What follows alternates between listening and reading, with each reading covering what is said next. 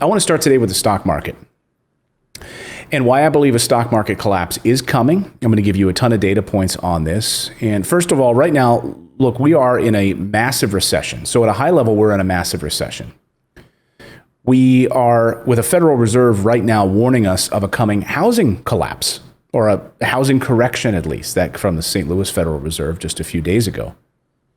So the signs are there. I mean, the Fed is warning us about this.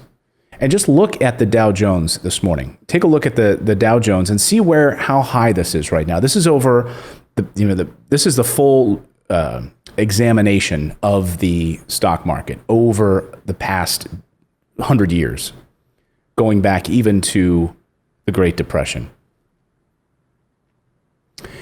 Look where we are right now, and you can watch my other video where I talk about the coming housing crisis and how it's going to look a lot different than 2008.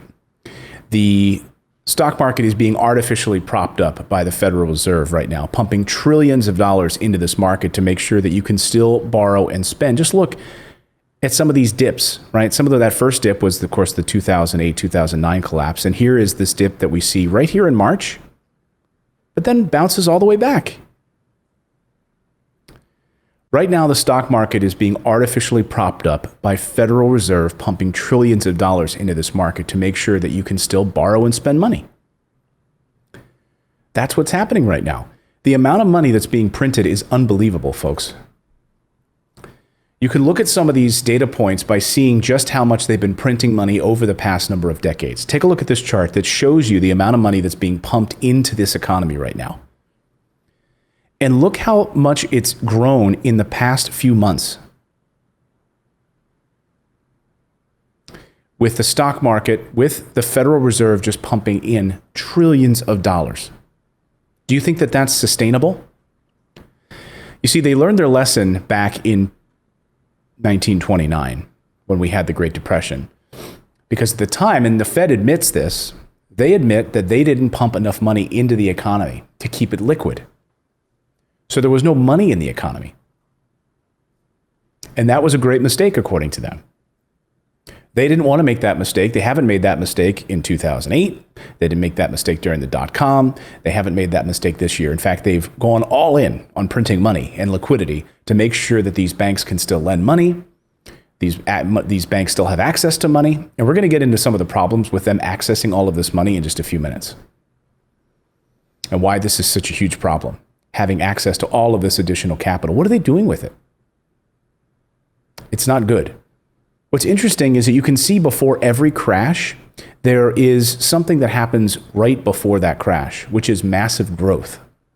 And so that's what we're seeing right now, is we're seeing massive growth right before a crash. Look at this massive growth that we're seeing here over the past few months, actually in the past few years. If you even just discount what we saw in March and April, we've seen massive growth. Same in 2000, right before the dot-com burst, right before 2008, huge growth. Now massive growth right before this coming collapse. And this cycle could be worse than all of the others before it. Again, at a high level, you can see that before every crash, there was massive growth, inexplicable growth. I can't explain the growth we're seeing right now. And I think this time it's even worse because we know we're in a recession. Just over the past few weeks, we've seen 8 million people slip into poverty.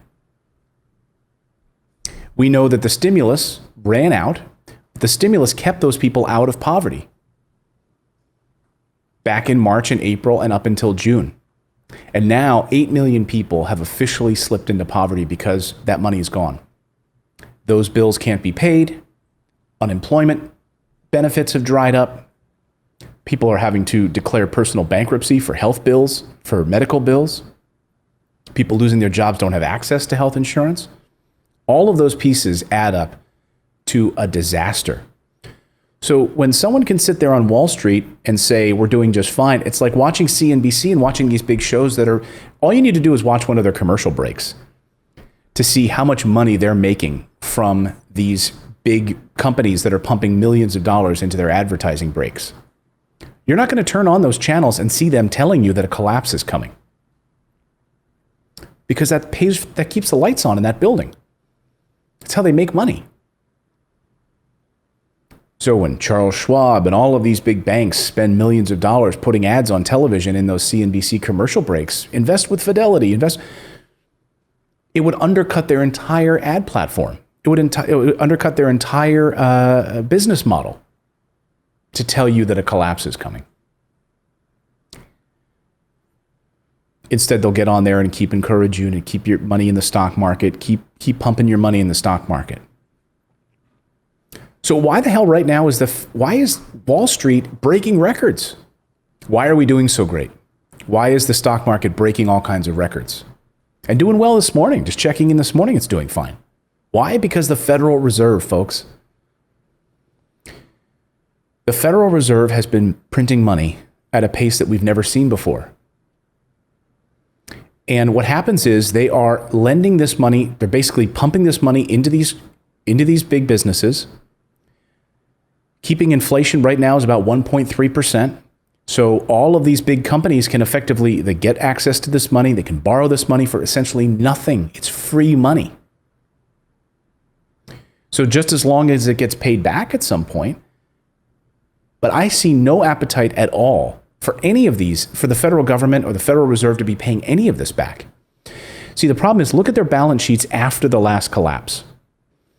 So as the federal debt continued to pile up, the Federal Reserve just kept taking on more and more debt, and they never got it off their balance sheets. Look after 2008, 2009. Did they pay it off?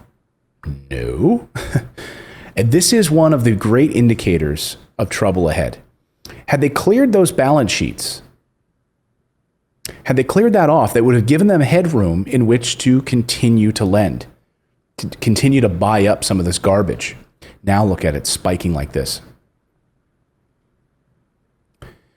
Now, I'm a big believer in the fact the government can't just continue to print money into infinity without any kind of consequence. A number of years ago, I read Fed Chief Alan Greenspan's book, and this is one of his big beliefs, that it really comes down to physics in a lot of ways. For every action, there is an equal and opposite reaction. And so with this money supply and the printing of this money, that there's going to have to be a reaction to this. You can't just print money like this, keep inflation at 1.3%, and think that it's going to continue in this way. How much higher is it going to go? Is it going to go up to, see where we are right now? 18,000? Is it going up to 20,000? Can it continue to rise and rise and rise? Remember, every action, there's an equal and opposite reaction. There's a couple of indicators that I want to talk about. So if you've got and the thing I worry about more than anything is that so many people have their future tied to the stock market in the form of a 401k or a pension. Many people don't even know what they're invested in. And so you could have entire retirements wiped away by not paying attention to what's happening here. All the signs are here. And many of the smart stock investors that I know have pulled their money out for a number of reasons. I'm going to show you 3 of them right now. Let's talk about the P&E ratio, which is the price to earnings ratio. You can look at the Shiller index, which is a good one to look at. And so what you can see is, if you study this historically, a healthy P&E ratio should be between 15 and 16%. Look at Black Tuesday. On what happened then, right? Great Depression. When it went above 30. Black Monday, not even as bad, but still higher. Look where we were in the dot-com era, way overinflated and collapsed, right? Same thing in 2008, 2009. And look where we are right now. We are at one of the historic highs for price to earnings, 31.86 as of this morning. So if you listen to smart stock investors, and I am nowhere near that level, I am not a financial advisor, but I remember years ago being told between 15, 16%, that's a healthy time to buy into the stock market. Anything above that into the 20s, that's time to sell. And when you're in the 30s, I mean, you better be out of the stock market. And that's where we are right now. We are at 31.86 right now, as of this morning. Another thing that we should be looking at is something that Warren Buffett created, which is the Buffett Indicator. I talked about this a number of weeks ago here on the show, and I specifically talked about how overvalued the stock market is right now. Well, the Buffett Indicator, Warren Buffett, of course, says this. The stock market is, quote, significantly overvalued. It's like when you're driving through a forest and you're seeing, hey, what's the chance of a forest fire today? Is it chance high or severe? That's what it is. It's severe. It's currently at 184.2%, which means you're seeing a likely return of a negative 3.3%. But significantly overvalued. And what this does is it looks at the market capitalization, and that's simply just looking at how much a company is worth determined by the stock market. So what the Buffett Indicator is saying is that it's 184.2% valuation.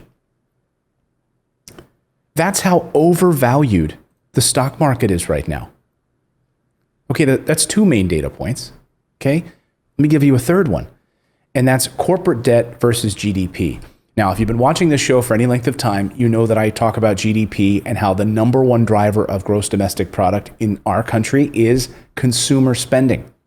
Your ability to go out and buy food, go to grocery stores, pay for Netflix, etc. Consumer spending makes up 70% of that, of GDP. Now, when we look at the amount of corporate debt that is piling up, this is astonishing. Take a look at the amount of corporate debt in the United States and around the world for that matter. Look at it climbing after 2008, 2009. Instead of taking that money, trying to pay down that debt, taking on more and more debt.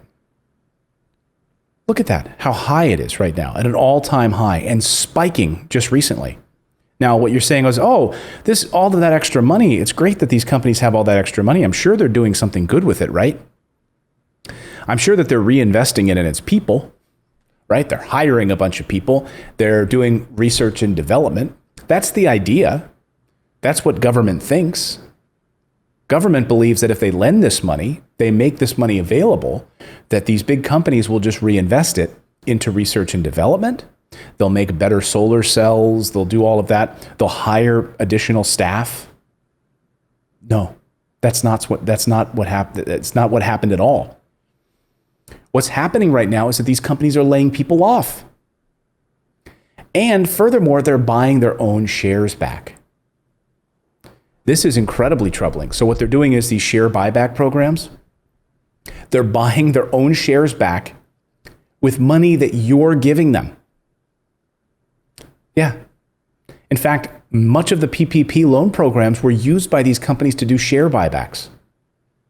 Should we not be outraged by that?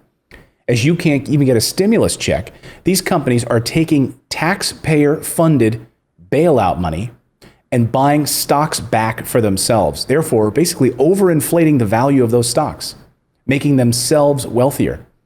And then, watch as they do, not what they say, they sell these stocks off and they make billions of dollars.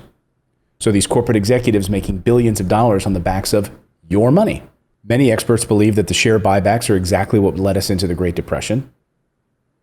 And it's happening again. It's being fueled by the Fed. Here's another chart, if you don't believe me. Here's the share of public debt right now. The federal debt, total public debt as a percentage of gross domestic product. Look at this. Again, if they would have gotten this money off of their balance books, they might have had some extra headroom. But now we sit at this all-time high public debt. So instead of taking this money that these companies have been handed, they're getting this money and they're buying shares back. Instead of putting this money into the bank, keeping it into the system, investing it in banks, putting it in, keeping it liquid in the system, they're taking that money and buying shares back. So I don't know how you can be sitting there thinking that this isn't a bubble about to burst. All the signs are there. All of the indicators are there. This is unsustainable. The Fed continues to print money like they're a drunken Fed. And there's no stopping. They've announced basically they're going to continue to do it through 2023. So interest rates will remain low. They're going to continue to pump money into the system by buying up a lot of these crappy mortgage-backed securities and other bonds, a lot of the crap that Wall Street doesn't want. They're going to make money cheap as sin, so these companies can get cheap money on the backs of you. Continue to buy shares back, therefore artificially inflating their price. And then we wind up with this Buffett Indicator where the stock market is, quote, significantly overvalued. It's at 184.2% of GDP. How is that a good investment? Again, I come back to the P&E ratio. If knowing that 15, 16, 17 is somewhat healthy, and that's a pretty good spot for you to be buying into the stock market, and we're at 30.86% right now. You know, I was a history major, and, you know, one of the things is you learn is that these things happen in cycles. I studied, of course, what happened on Black Monday when I was in college, my economics classes. And if you don't pay attention to these cycles and the incredible exuberance, when everyone around you is investing in the stock market, when you're hearing about it at church services and when you're at the supermarket, all of these people are investing in something, that's when you should be scared. And that's what's happening right now. All these 21-year-old YouTubers out there who are, you know, buying up all of these different companies and they're telling you to go buy, you gotta be scared. When 18-year-olds, like there's literally like 18-year-old YouTubers who are like talking about all the stocks they're buying right now, encouraging other young kids to start investing like crazy in the stock market. They can recover. But what about the people whose entire pensions and retirement plans and 401ks are sitting there? So how can you be proactive right now? Well, one of the things you can do under the CARES Act is take a portion of your money out of a 401k, up to $100,000 without penalty. You're able to reposition that money. I don't think sitting on it and having it in a savings account is a smart play either. But putting it into stable performing assets that are outside of this crazy stock market right now, folks, all the signs are there. Here's one other big thing that I think people are missing and no one's talking about. First of all, no one's talking about the share buyback stuff at all, but also no one's talking about how these big growth points happen right before these crashes. Right? We saw the big growth before the Depression. We saw the big growth in the dot-com. We saw the big growth before Black Monday. We saw the growth before 2008, 2009 and the housing market collapse. We're seeing the huge growth right now. But the unbelievable thing is, folks, none of those had recessions right then. What I mean is, it was huge growth, it was heyday, everyone was partying, it was a great time, and then suddenly recession. But right now, folks, we are in a recession. So what more of a sign do you need? The exuberance that I hear like on when I flip on CNBC is astounding to me. I was watching a clip this morning and I was like, they're just like, it's as if nothing's wrong. We are in a recession now, today, and it's getting worse. Even if we get stimulus, which I hope we do in the next 24 hours, that we get a bill, there's still a lot of unanswered questions about permanent job loss in this country and healthcare. Permanent job loss means no healthcare. Means medical bankruptcies if people have to go for things that they might have otherwise been covered for.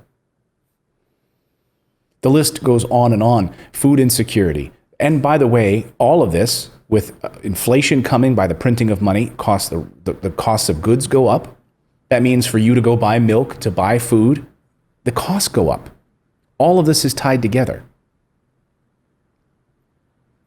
So just, this is something you're not going to see in the mainstream media, but please pay attention to this. If you have a retirement account right now that's sitting in any of these major stocks, please pay attention to this. Find out what you're invested in. Can you reposition some of that money? I'm not a financial advisor, so it's up to you to do this yourself. But if my money was sitting in a 401k and I knew that the CARES Act allowed me to take $100,000 out right now, I would be doing that personally. get it out of this corrupt system right now. It is scary. It is scary. So please smash that like button, folks. This really helps get this message out to other people in YouTube's algorithm.